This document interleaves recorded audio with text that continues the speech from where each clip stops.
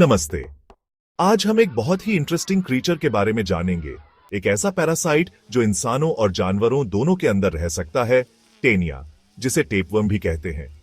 आप सोच रहे होंगे, छी कीड़ा, लेकिन यकीन मानिए, ये बहुत ही इंटरेस्टिंग है। टेनिया के दो मेन टाइप्स होते हैं जो ह्यूमंस में पाए जाते हैं, टेनिया सोलियम और टेनिया सागिनाता। चिंता मत करो, हम इनके बारे में बाद में बात करेंगे। आज हम टेनिया के बारे में सब कुछ जानेंगे, उसके अजीब से शेप से लेकर वो कैसे सरवाइव करता है, हमें कैसे बीमार कर सकता है और सबसे महत्वपूर्ण कैसे इससे बचा जा सकता है। तो तैयार हो जाइए, सीखने के लिए तैयार हो जाइए और आइए टेपवर्म के रहस्यों को एक साथ उजागर करते हैं। टेनिया या टेपवर्म्स, जैसे उन्हें आमतौर पर जाना जाता है, छोटे निंजास की तरह होते हैं जो हमारे शरीर में घुस जाते हैं और कभी-कभी हमें बीमार बना देते हैं। लेकिन चिंता मत करो, वे उतने स्कैरी नहीं हैं जितना वे लगते हैं। ये छोटे निंजास असल में फ्लैट वर्म्स होते हैं, एक रिबन की तरह, और ये ह्यूमंस और एनिमल्स के इंटेस्टिन्स में रहते हैं। हमारे जैसे उनके पास मुंह या पेट नहीं होता है, इसके बजाय वे हमारे खाने से न्यूट्रिएंट्स अब्सॉर्ब करते हैं। कितना स्नीकी है ना। बहुत से अलग अलग टाइप्स के टेपवर्म्स होते हैं, लेकिन ह्यूमंस को इन्फेक्ट करने वाले दो सबसे कॉमन टाइप्स हैं, टेनिया सोलियम जो पॉर्क से आता है और टेनिया सागिनाटा जो बीफ से आता है। हम इन दोनों ट्रबल मेकर्स के बारे में बाद में बात करेंगे, लेकिन पहले आइए टेपवर्म के एनाटॉमी के बारे में जानते हैं। अब आइए टेपवर्म के बॉडी को करीब से देखते हैं। यह वास्तव में बहुत ही फैसिनेटिंग है। एक लंबे फ्लैट रिबन की कल्पना कीजिए जो सेगमेंट्स में विभाजित है, एक ट्रेन की तरह। इस रिबन के बिल्कुल फ्रंट में हेड होता है जिसे स्कोलेक्स कहा जाता है। स्कोलेक्स एक ग्रैपलिंग हुक की तरह होता है। इसमें सकर्स होते हैं जो इंटेस्टिनल वॉल से अटैच होते हैं। कुछ टेपवर्म्स के स्कोलेक्स पर एक्स्ट्रा ग्रिप के लिए हुक्स भी होते हैं। बात ही अलग है पकड़ की। बाकी के रिबन लाइक बॉडी को स्ट्रोबिला कहा जाता है। स्ट्रोबिला सेगमेंट से बना होता है जिन्हें प्रोग्लॉटिड्स कहा जाता है। प्रत्येक प्रोग्लॉटिड एक छोटी फैक्ट्री की तरह होता है जिसमें मेल और फीमेल दोनों रिप्रोडक्टिव ऑर्गन्स होते हैं। यह सही है, टेपवर्म्स हर्माफ्रोडाइट्स होते हैं, जिसका अर्थ है कि वे खुद ही रिप्रोड्यूस कर सकते हैं।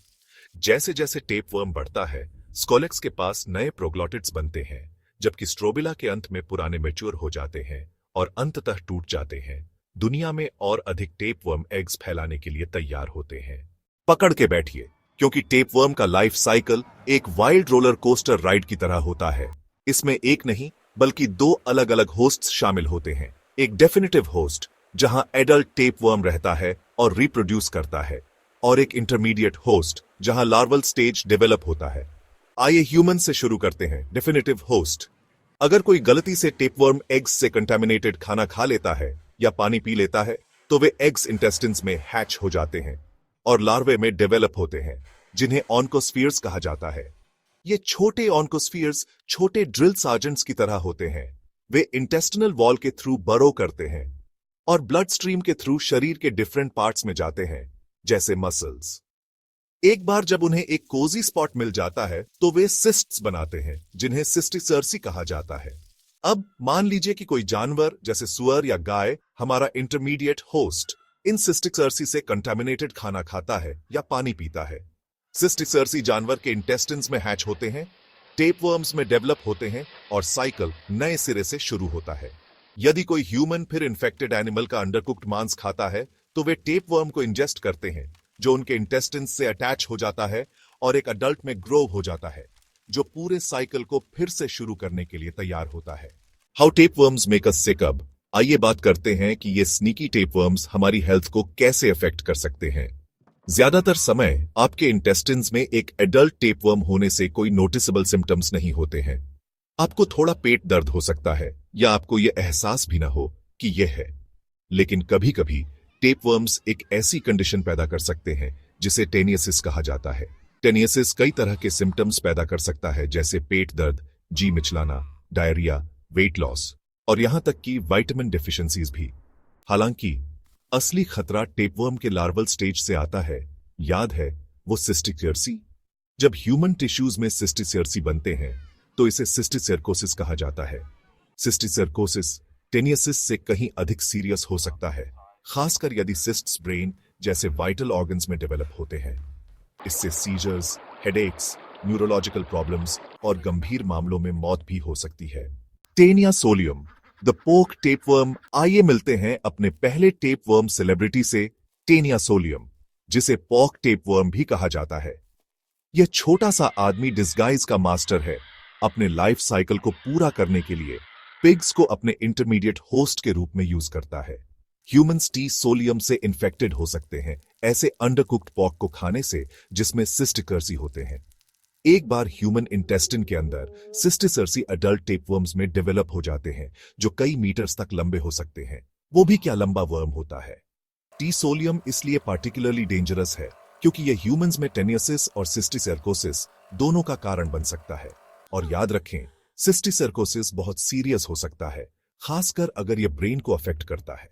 तो अगली बार जब आप कुछ पॉक खाने का मन करें तो सुनिश्चित करें कि किसी भी अनवांटेड गेस्ट को मारने के लिए इसे अच्छी तरह से पकाया गया हो। Taenia saginata, the beef tapeworm. इसके बाद हमारे पास टेनिया सगिनाटा है, बीफ टेपवर्म। यह टेपवर्म अपने इंटरमीडिएट होस्ट के रूप में काउस को प्रेफर करता है, लेकिन चिंता न करें, यह अभी भी ह्यूमंस को भी इन्फेक्ट कर सकता है। टी सोलियम की तरह ह्यूमंस टी सगिनाटा से इन्फेक्टेड हो सकते हैं ऐसे अंडरकुक्ड बीफ को खाने से जिसमें सिस्टिसर्सी होते हैं। एक बार ह्यूमन इंटेस्टिन के अंदर सिस्टिसर्सी अडल्ट टेपवर्म्स में डेवलप हो जाते हैं जो टी सोलियम से भी लंबे हो सकते हैं, 10 मीटर्स तक लंबे। यह एक बस की लेंथ जितना है। अच्छी खबर यह है कि टी सोलियम की तुलना में टी सैगिनाटा ह्यूमंस में सिस्टिकर्कोसिस होने की संभावना कम होती है। हालांकि यह अभी भी टेनियसिस का कारण बन सकता है, जिससे अनकंफर्टेबल पाचन संबंधी समस्याएं हो सकती हैं। तो चाहे वह पॉर्क हो या बीफ, हमेशा यह सुनिश्चित करें कि आपके मीट को ठीक से पकाया गया है ताकि किसी भी अनवांटेड सरप्राइजेस से बचा जा सके। Keeping safe from tapeworms. अब जब हमने टेपवर्म्स की फैसिनेटिंग यट स्लाइटली क्रीपी दुनिया के बारे में जान लिया है, तो आप शायद सोच रहे होंगे कि इन अनइनवाइटेड गेस्ट से कैसे बचा जाए। अच्छी खबर यह है कि टेपवर्म इन्फेक्शन को रोकना आपके सोचने से कहीं अधिक आसान है। उन पेस्की टेपवर्म्स को दूर रखने के लिए यहां कुछ सिंपल टिप्स दिए गए हैं। अपने मीट को अच्छी तरह से पकाएं। यह सबसे इंपॉर्टेंट स्टेप है। सुनिश्चित करें कि आपके पॉर्क, बीफ और किसी भी अन्य मांस को किसी भी टेपवर्म लार्वे को मारने के लिए कम से कम 145 डिग्रीज फ़ारेनहाइट या 63 डिग्रीज सेल्सियस के इंटरनल टेम्परेचर पर पकाया गया है। अपने हाथ बार बार धोएं।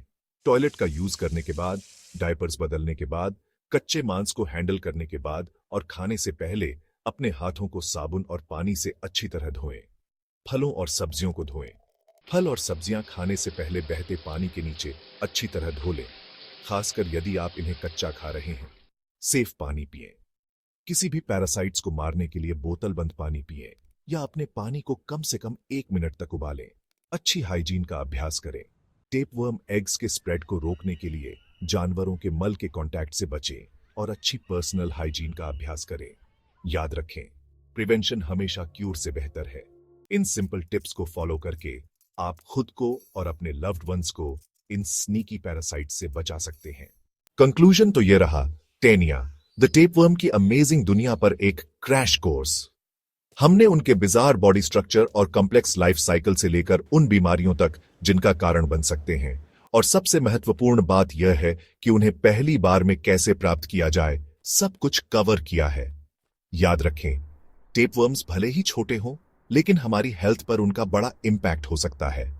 लेकिन चिंता न करें, सिंपल हाइजीन प्रैक्टिसेस को फॉलो करके और अपने फूड को ठीक से पकाकर हम इन स्नीकी पैरासाइट्स को दूर रख सकते हैं। अगर आपको टेपवर्म इन्फेक्शन के बारे में कोई कंसर्न्स है, तो अपने डॉक्टर से संपर्क करने में संकोच न करें। और हमेशा की तरह क्यूरियस बने रहें, इन्फॉर्म्ड रहें और हेल्थी रहें।